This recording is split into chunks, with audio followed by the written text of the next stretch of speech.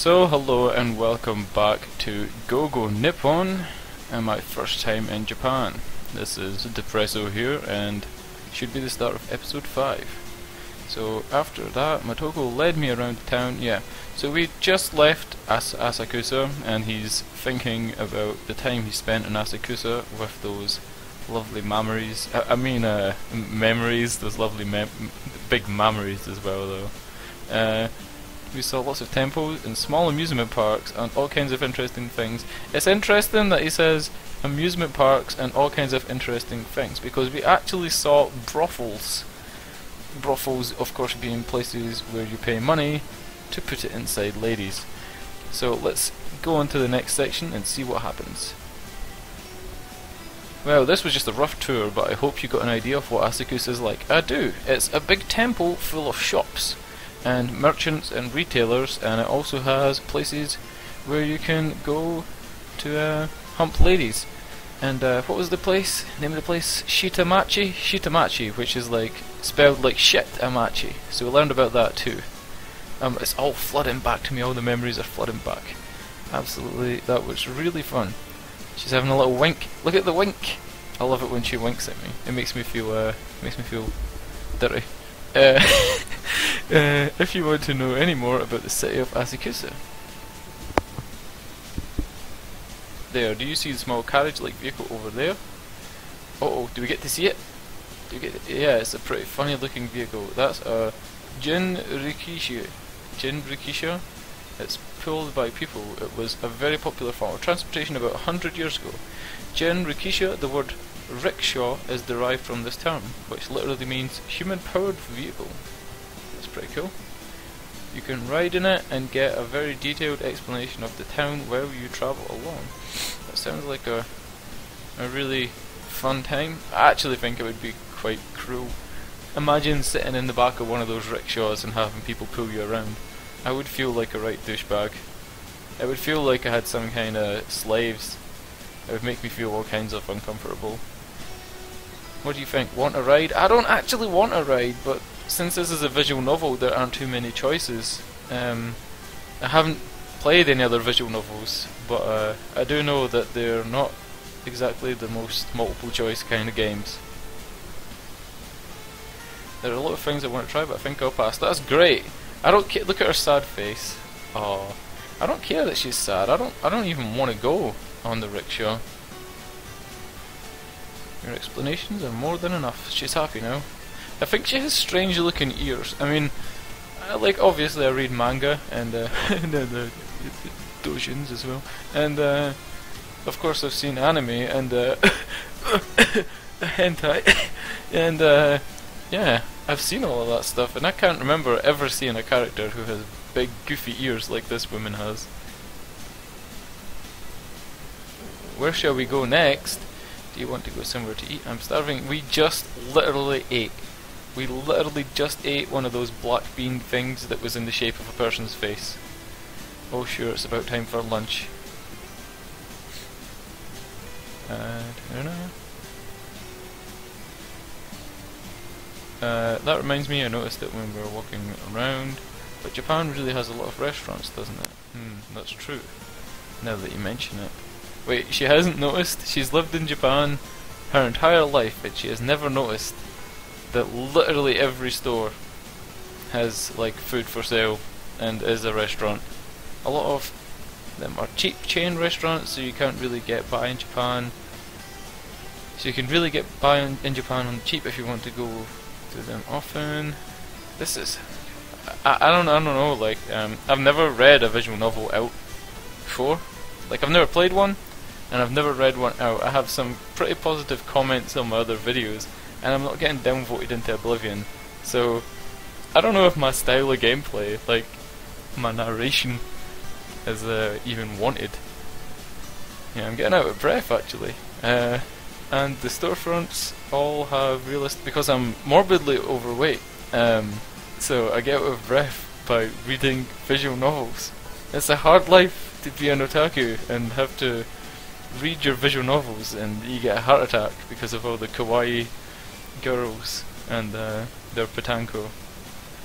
And the storefronts all have realistic wax models of the food to provide elaborate samples. I read about this.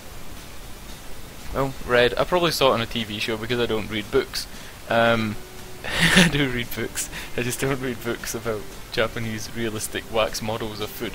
So, in certain restaurants, obviously they can't prepare like a brand new cake every day to display in their window. So they have these really elaborate and like hand-painted models, which look realistic of like the food that they offer, and they actually have these just sitting in their windowsill, which is pretty cool. I heard that Japanese people are obsessed with food, but I guess that's true. So is there anything you have a taste for? I have a taste for, you know, big melons, Motoko. Like, I'm a fan of big melons. And I like creamy donuts. You know, a donut full of cream. And I'm pretty sure you like hot dogs. Do you like big hot dogs? Big sausages, Motoko? Anything I have a taste for? Oh, I get to... This is it! This is what I've been waiting for. This is the first time I get to, like... Oh, this is great. I get to say, I want to be cheap or I want to eat noodles. Which one do we want to do? Which one? Which choice is going to lead me into Motoko's bedroom? Anything cheap. Yeah. Oh god. Yeah. Oh, she does. She likes when I'm cheap. I thought she was gonna say, "You big cheapskate, I'm getting out of here." That's Motoko's voice. She's American for some reason. I don't even know. Irashaimase. A ritual greeting used by shop employees when a customer enters the store. Irashaimase. Wait, I shouldn't do that. That's racist. Edit that out. Edit that out. This is a Gyu-meshi chain restaurant. It's a famous, inexpensive place to eat in Japan. Gyu-meshi. Right, it's a popular dish in Japan, so there are a lot of cheap chain restaurants for it. Okay. So it's like having like a kebab shop, where it's like kebabs are quite popular. So it's quite a cheap, inexpensive place, so there's like kebab shops everywhere. They're very convenient if you want to eat on the cheap. Though now that I think about it, I don't come here very often. Really? Yeah, there's a bit of resistance to the idea of girls eating at restaurants like this. Wait, what? But you're with me today, so it should be fine. Why aren't girls allowed to eat at... What? Is it going to explain this? Now let's place our order in the store. We want to buy a meal ticket. A meal ticket? Yeah, do you see the vending machine over there? You even have a vending machine in your restaurant. We do. We buy a ticket for what you think you want to eat from the machine, then hand it to the man at the counter. Then pick a seat and wait, and your food will be brought out to you. So if it's like a touchscreen menu with like pictures, that would be really good for foreigners. Like, I don't understand why there's a little bit of a taboo about Gyu-meshi or whatever it's called, like these restaurants. I'm gonna look it up. What did it say it was called? Gyu-meshi. G-Y-U-U-M-E-S-H-I. Gyu-meshi. Right, it's a popular dish in Japan. It's very convenient now that I think about it. I don't come here very often. There's a bit of resistance to the idea of girls eating at restaurants like this. Does it mean like a girl eating at a restaurant on her own, or does it mean particularly the Gyu-meshi are kind of these dirty places or something? What does it mean? Pick a seat and wait. Yeah, so like if it's touchscreen and you get to like look at the food on the pictures, it would be pretty good for foreigners. I guess you can still order too much food. That could be an issue, but I guess it would be okay. Like, it'd be a pretty good idea to go to one of these if you don't know how to pronounce stuff, or you can't actually read Japanese, like kanji, or I don't know, what's it called, kanji and hira, or whatever. The meal ticket machine in the store gives you pictures of the food, so press the button for what you want to eat. Okay, then I guess I'll go with Gyu-meshi. Then you'll want to press here. Now, give the ticket to the man at the counter. I really wish there was kind of like a little flash animation, just something stupid, like even a little, you know, like those instructional, like things you get on planes, like airplanes, that like show you where your safety belts is.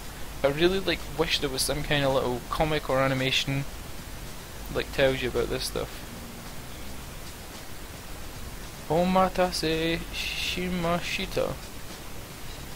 Omatase shimashita. A ritual phrase used by servers when bringing you your food. Okay. Like our ritual servers say, "Here you go, pal. Here's your food, eh? Gives a wee tip. Gives some of your money." That's basically what they say.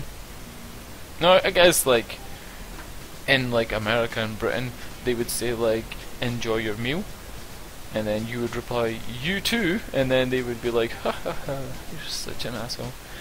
So yeah, omatase shimashita. That was fast. It's already done. And then she's like, "Hee hee hee," and then we get some kind of weird photoshopped. It looks a little bit like maggots with some cheese on it. So this is gyumeshi. It's a bowl of white rice topped with boiled beef and onions.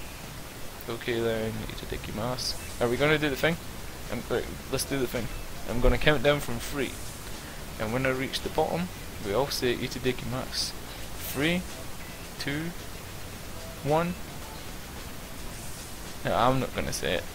I did this in the other video. I don't know. Like, I'm not gonna do that. Okay, so, I guess that translates as... Can we just look at that in the log again? So it's translated in the middle box here. You can see, it translated as like squiggly line, and then squiggly line that looks like a H.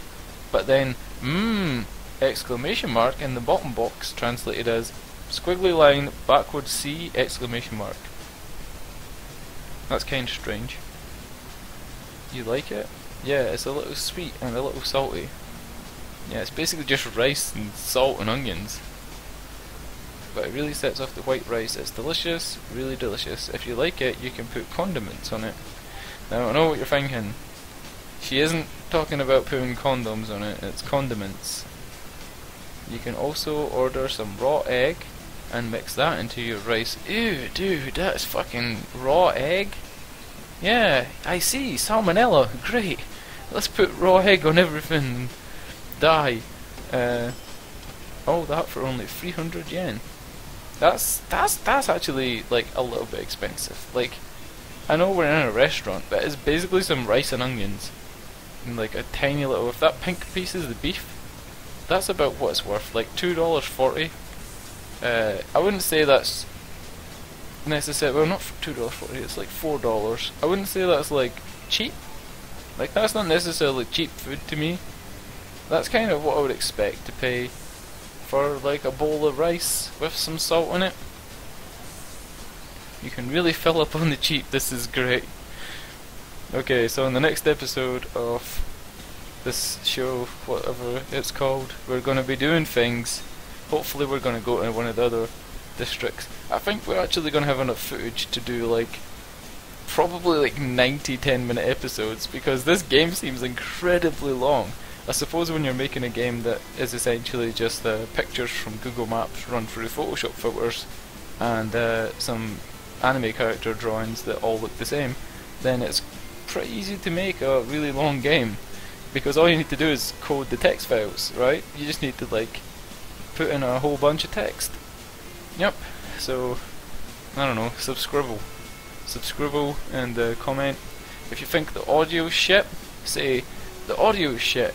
If you think my commentary is shit, say your commentary's great and I like it.